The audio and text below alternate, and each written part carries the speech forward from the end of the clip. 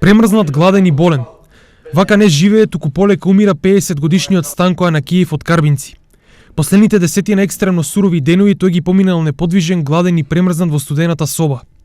Душата после една година страдање, Станко денеска си ја отвори пред својот долгогодишен другар, кој по 20 години дојде да го види од Италија.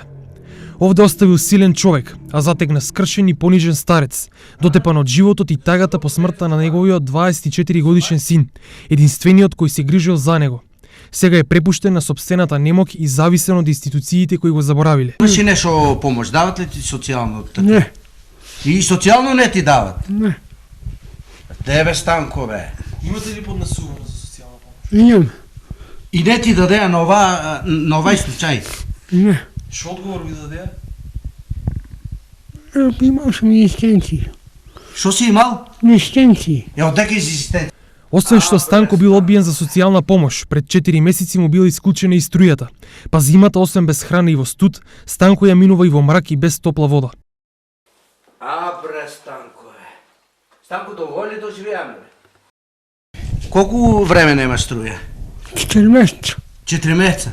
Па како, не ли е срамота? Не ли дојде некој да ти помогне? Кој тоа? Како кој ќе дојде? Нема кој да дојде. И онака лошата здравствена состојба дополнително му се влошила откако дојде студот. Колку време сте вака во оваа состојба? 4 месеца. Една година сам постела. А со здравјето како сте имали проблеми? Па имам проблеми, болеме тука. Гајте ми болат. Кој? Нема. Единствената помош на Станко денеска му ја даде само мире. Оваа ситуација е многу лоша. Ово е жално. Ово е жално. Треба ли институционална помош да му се пружи? Треба. Ово е срамота.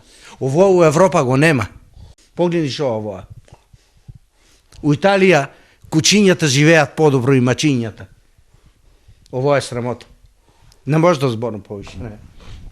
Станко не испрати од постела само со поглед во кој се криеше многу надеж, дека можеби повторно, некогаш среќниот семеен човек ја почувствува топлината на домот.